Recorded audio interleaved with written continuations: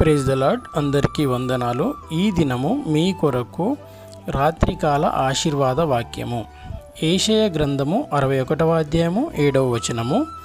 మీ యవమానమునకు ప్రతిగా రెట్టింపు ఘనత నొందెదరు, నిందకు ప్రతిగా తాము పొందిన భాగమును అనుభవించి వారు సంతోషింతురు.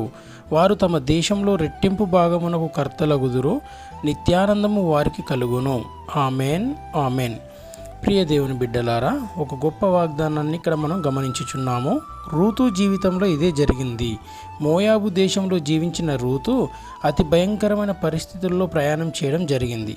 భర్తను కోల్పోయి నిస్సహాయ స్థితిలో నిశ్చేష్చురాలుగా ఉన్నప్పుడు బెత్లెహేమునకు రావాలని నిర్ణయం తీసుకుంది. తన అత్తగారితో పాటు బెత్లెహేమునకు వచ్చినది.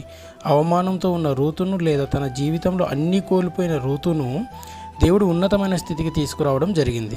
రెట్టింపు ఘనతనిచ్చాడు. ఏకంగా యేసు ప్రభు వారి వంశావళిలో రూతు చేర్చబడడం జరిగింది.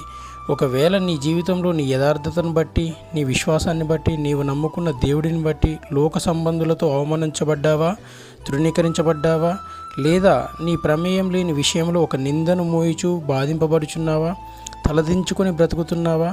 ఆ పరలోకపు తండ్రి అయిన యెహోవా వారు నీకు ఘనతనివ్వాలని చూస్తున్నాడు. నీ పైన పడిన నిందకు ప్రతిగా నీ భాగాన్ని అంతటినీ నీకు ఇవ్వాలని అనుకుంటున్నాడు. నీ భాగమును నీవు అనుభవిస్తావని లేఖనంలో రాయబడింది. అంత మాత్రమే కాకుండా నిత్యానందమును నీకు ఇస్తానని దేవుడు సెలవిస్తున్నాడు. ఇప్పటి వరకు వేదనతో, బాధతో కృంగిపోయి వేసారిపోయిన నీ జీవితంలో నిత్యానందం నీకు కలుగుతుంది అని దేవుని వాక్యం సెలవిస్తుంది. నిన్ను నిత్య సంతోషంలో నింపగలిగిన వాడు మన దేవుడు. కనుక ప్రియ దేవుని బిడ్డలారా, మనం ఎల్లప్పుడూ ఈ వాగ్దానాన్ని మన హృదయంలో భద్రపరుచుకొని ముందుకు సాగుదాము. ప్రార్థన. పరలోకం నందున్న మా తండ్రి, మీ పరమ పవిత్రమైన పాదాలకు వందనాలు, స్తుతులు, స్తోత్రములు నాయన.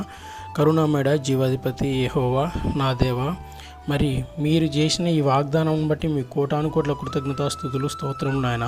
మా యవమానముకు ప్రతిగా రెట్టింపును గడదనివ్వాలని మీ ఉద్దేశాన్ని బట్టి మీకు వందనాలు, స్తుతులు, స్తోత్రము నాయన.